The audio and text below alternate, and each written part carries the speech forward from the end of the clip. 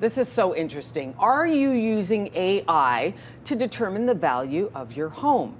Brett Liscomb from the Bennett Property Shop joins us this morning to share how that might be doing more harm than good. Good morning to you, Brett. This is incredibly fascinating stuff here. It's something that we deal with on a day-to-day basis, and I think as does everyone else in multiple facets of their lives. But when it comes to real estate and AI, there's certainly some considerations you have to make when utilizing it. Okay, so if you're going to put your house on the market and you're considering, hey, maybe use AI, might make things easier, maybe even better for the sale, but you're saying, hold on here, not so fast. So what are some of the things that we have to look at here? Exactly, the risk of relying on AI for home values. The big thing with the AI home values is that they don't take into consideration some of the updates.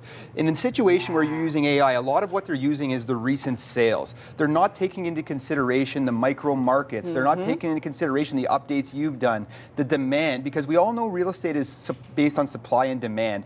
So that's something that we need to consider when using those prices. Okay, and you're not getting the full picture necessarily. AI is not taking all of that information. Of course, and you look at some things that are outside of our control, like the return to work. If you looked at those areas like Rockland and Richmond and Carleton Place that had huge demand prior in the pandemic, now that they're gone back, those markets are being impacted a little bit by the buyer demand. So the AI doesn't take that into consideration. Okay, next up, what else do we have here? Why AI estimate misses the mark, and that's part of it because, like I said, all they do are look at past sales. They don't consider, the time of the market, the new construction that's around you. A lot of the watchers out there probably live near new construction sites. They're not taking into consideration government incentives for new construction, things like that that can impact the value of your home. So when you're talking about your biggest asset, you want to be in a situation where you're being precise. And that can only come from people being in your house, getting real-time feedback, things of that nature. There are concrete facts that AI might miss, but there's also the nuance as well, the nuances of the neighborhood of your home,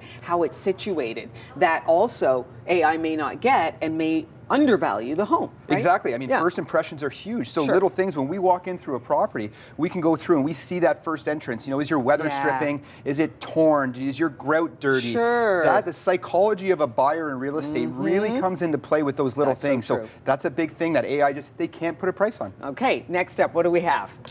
What happens when you overprice? The reality is with the real estate market right now, nearly 60% of homes aren't selling their first try.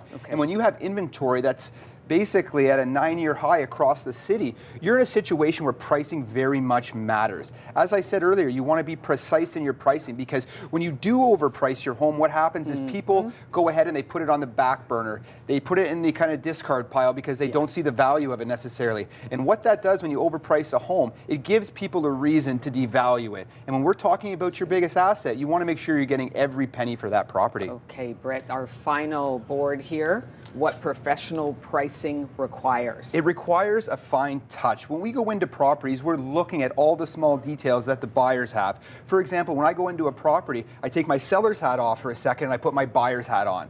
So just as some of the things I described earlier, maybe it's the small touches you've made with crown molding, or it's the touch up in the painting or the landscaping, or how nice your neighbors are. All these things have to be taken into consideration. But the most important thing is how it fits into the market at any given time, depending on what's recently sold or what's on the market. These are things that AI just can't replicate. Can't replicate. And also AI cannot pick up when you walk into a home and the smell of baking bread or cookies. The AI can't pick that up, and then, which also can help with the sale. Of course. My kids love the smell of cookies, and I know when they go in, that makes a big difference, when it comes to having that emotional connection to a property. So true. Brett Liscomb, thank you so much for coming by here. Okay. All right. Don't forget, you can listen to the Bennett Real Estate and Wealth Show with Marnie Bennett Saturdays at 1 p.m. on 580 CFRA.